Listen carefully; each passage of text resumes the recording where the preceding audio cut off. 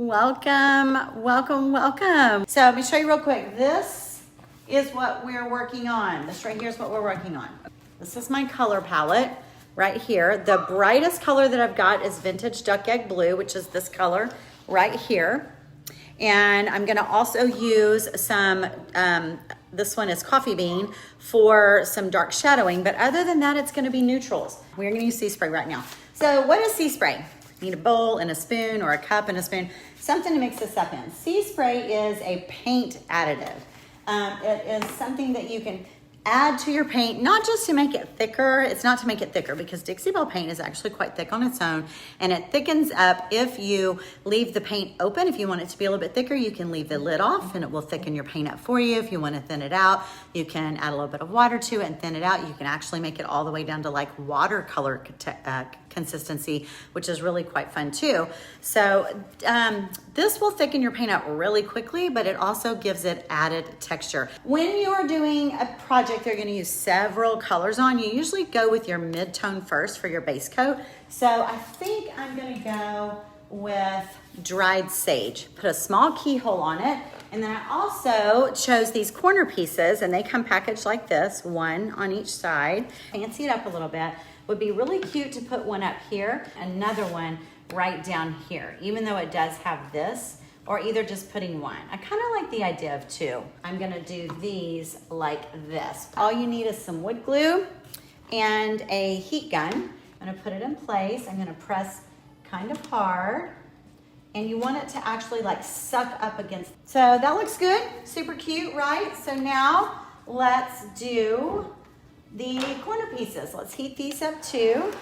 So putting that in place, I'm gonna follow up here with my brush and kind of tap off some of the glue. It looks a little bit like wet cement. So if I pile that up, look, my spoon stands up in it. It's a little thick, right? So I'm gonna go ahead and apply this. It is super, super thick here. So I'm gonna go ahead and do that. So I'm just putting this on with a pouncing technique, which is actually creating a lot of peaks and valleys in the piece. And I will let that dry, and I will probably come back and do another coat of this in a different color, but not all over it, just sort of splotchy. Big difference. Big difference so far. We've laid down a good foundation. You see that texture there, y'all? So I'm gonna take you over to the top and let you see what it did look like. So this is the top, and you can see that it has like divots in the wood. But other than that, can you see this back and forth motion here? That's old paint, that's latex paint, and that is brush strokes.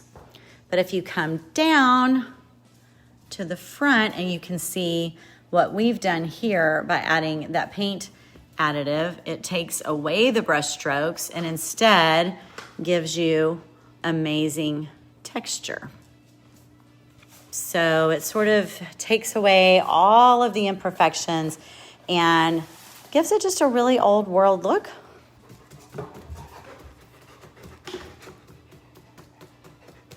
Just me and my dog. Just me and my dog. So now the entire box is covered in a texturized dried sage, and I decided that I didn't care for that color for this project. It was just a little too industrial and flat looking to me. So I've decided to come in with a completely different color scheme and still use that texturized paint to my advantage. So right now you see me adding two different colors. The lighter color there is Vintage Duck Egg, and the darker color that I'm adding on the bottom is Coffee Bean. And these two colors, when I blend them together, give me this really cool, like a gunmetal steel dark color, and I really like that. So you see me just using a premium chip brush, a little bit of water, and I'm just sort of working the paint in across the bottom and on the left and the right. What's important here is whatever you do to one side, make sure you just move over and do it to the other side as well if you're looking for a balanced look.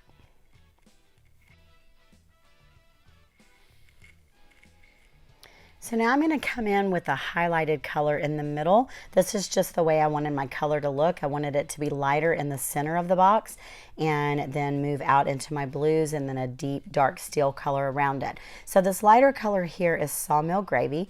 I'm kind of adding it in sort of a half circle. I'll carry that color up over around the top of that trunk here in just a little bit as well. So I'm just adding the color with my chip brush and bringing in a little bit more blue. Now I'm picking up the Best Dang wax brush, which is a really, really good blending brush. You can see how I'm using it in a circular motion to soften that edge of color between the Sawmill Gravy and the blue. And then I start moving my color line back and forth, not just circular motions, but back and forth as well. So I'm liking the balance of color that I have here. I'm just going to dip into a little bit more blue and bring that across the top here just to sort of finish out the top. Hit it one more time with the Best Dang wax brush. Kind of sit back and look at it, decide if it looks nice and softened out enough, and then we'll move on to the rest of the trunk.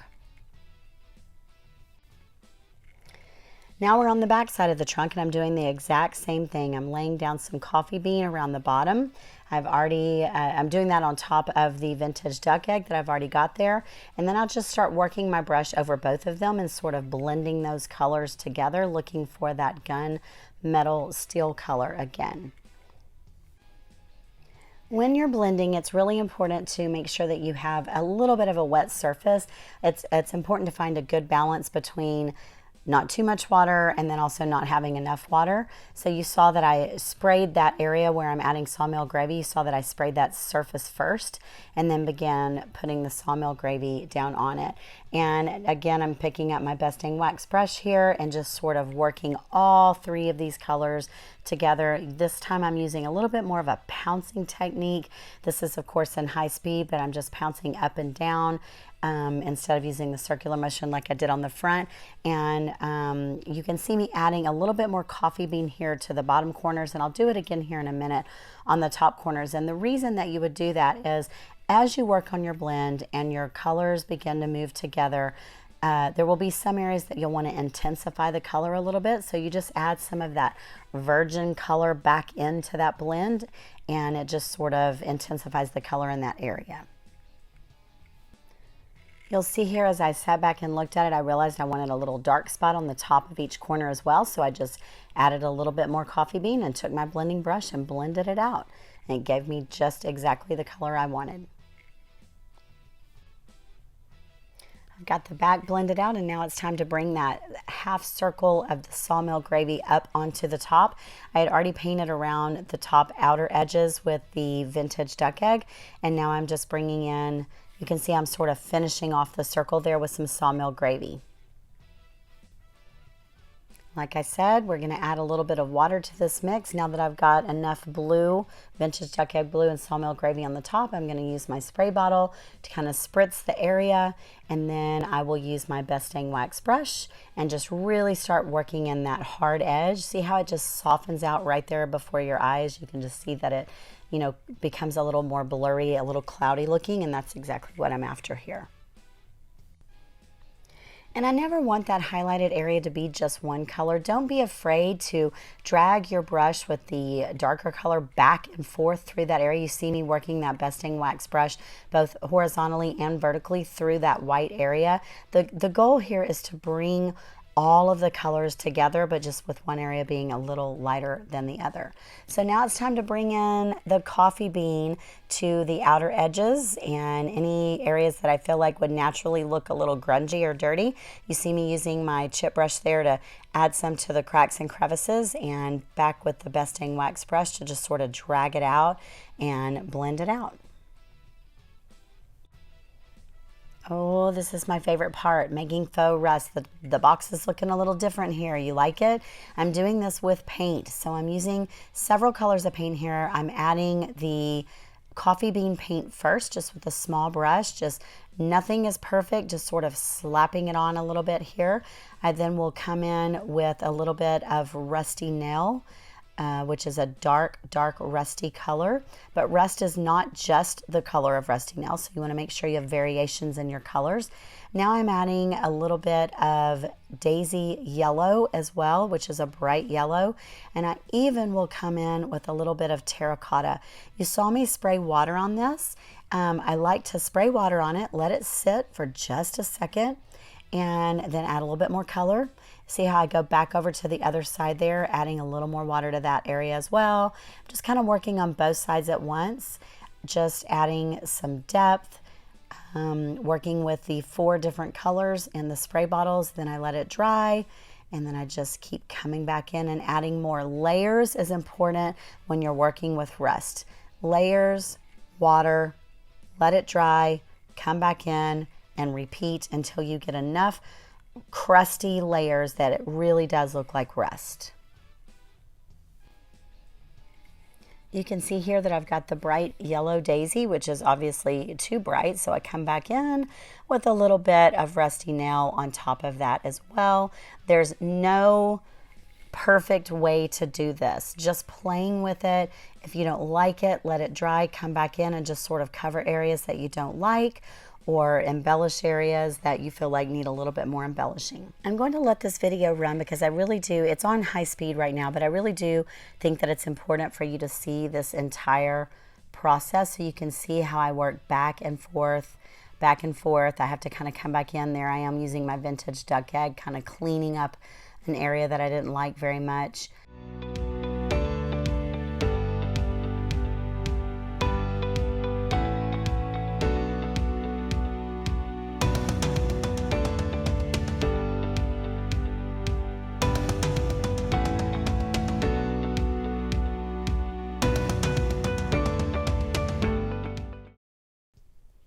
All right, this is something you won't see me video very often. This is me mixing that custom color again using vintage duck egg and a little bit of coffee bean. And I'm gonna paint over those flowers. I do not like them. And this was really, really hard to do because I'd worked hard on them, and I'd also had that center of that box. I'd worked so hard for that really good blend, but I went to sleep one night. I could not stop thinking about how much I did not like how this looked. So the next day I came back out and I just painted over the whole thing. I followed this up by decoupaging the front of the trunk, but I did not film that. I didn't film it. You get a peek there and you'll see more of that later. All right, so let's add some Would You Bend molds. I believe these are number 6076, I believe. And we are going to add some faux buckles or adornments that a lot of the vintage trunks have. The metal pieces that are on top that fold over the top of the trunks. So I'm painting them first because the other ones I'd glued in place and painted on the piece. These are an add-on at the end once I really looked at it when it was finished and I thought it's just not done. It needs these adornments on top. So when that happens, you need to go ahead and pre-paint your molds so that you can just glue them to the piece already painted. So I used, again, vintage duck egg and just mixed right on the mold with the coffee beans so that I get that gunmetal steel color. I'm not going for a washed look. I'm just trying to go from a kind of a baby blue to the steel look. You can see me do that here. All right, I've already used my heat gun to warm these molds up, and I'm using my Type Bond glue, flipping them over to the other side. I'm gonna apply plenty of glue, and it takes a while to heat these molds, this particular pair of molds, because they're very, very thick. So I actually had to sort of reheat again because I had not heated them enough. By the time I put glue on them, they didn't want to stick. So looky here, they're nice and soft now. See how I can bend it? So I'm going to reapply glue again, and I'll be able to smash that down and hold it in place. The mold was very, very hot, so when they are really hot because you've had to heat them for a long time, you can use a rag to hold them in place so you don't burn your hand.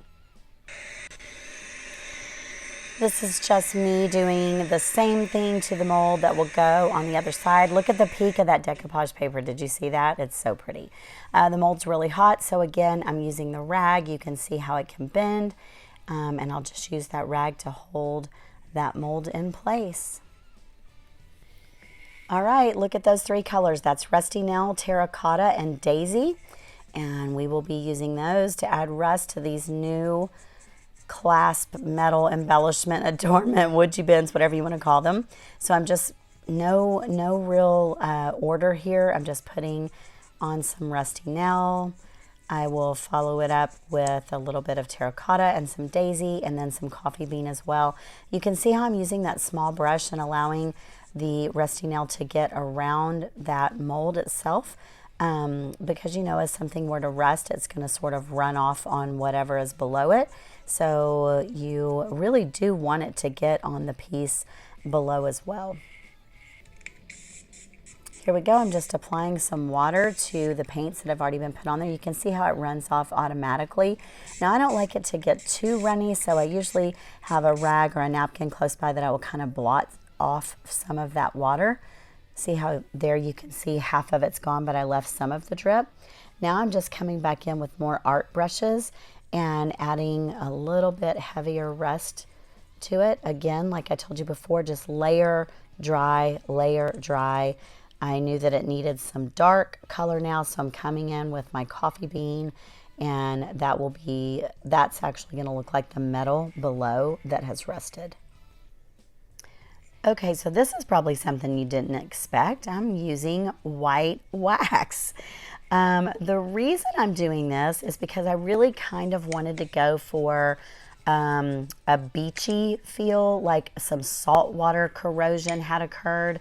So white wax really emulates that salty, dry look, that residue that you get from salt water after it's dried. And this will be very subtle. I'm actually going to paint on top of this again, but I wanted to get some of that white wax down in all the crevices, just to give like a little hint of the saltwater corrosion. And here you see me coming back in with my rust and the chocolate, but I'm being careful to leave some of that salty look like way down in the cracks and crevices, and just applying my paint colors to the very top. And I'm even using my finger to rub that in. And there she is. Isn't she gorgeous? I love her so much. This piece is made for a really, really special woman who has had this box since she was a child. Her father made this box for her out of old oil rig dynamite boxes, and the inside is spotless and has a shelf inside made out of old tomato crates. And when her father turned about 50 years old, he decided he wanted to be a carpenter, and these boxes or these trunks are some of his first projects. So she is so proud of this, and she wanted it to be something that her family would want and that they would hand down for generations. So I really, really am honored that she trusted me with it. I think that adding texture to it and adding some woodgie bend embellishments makes it as fancy and classy as she is. The addition of the legs, I ordered those off of Amazon. Just getting that trunk up off the floor, I think, made all the difference in the world. And that decoupage paper is gorgeous. I know that it's called the ballerina decoupage paper, and it seems a little confusing since there's florals on the front, but that is the correct decoupage paper. I also love the touch of rust, because this way we're really embracing the age of this piece. Thank you so much for following along on this DIY memory keepsake box glow up. I do hope that you will like and subscribe to my page, Tracey's Fancy, and join us for many, many more DIY projects in the coming days. We post a new video here to YouTube every single Sunday, and I look forward to your comments and your suggestions on things that you would like to see in the future. Thank you so much. Have a great day.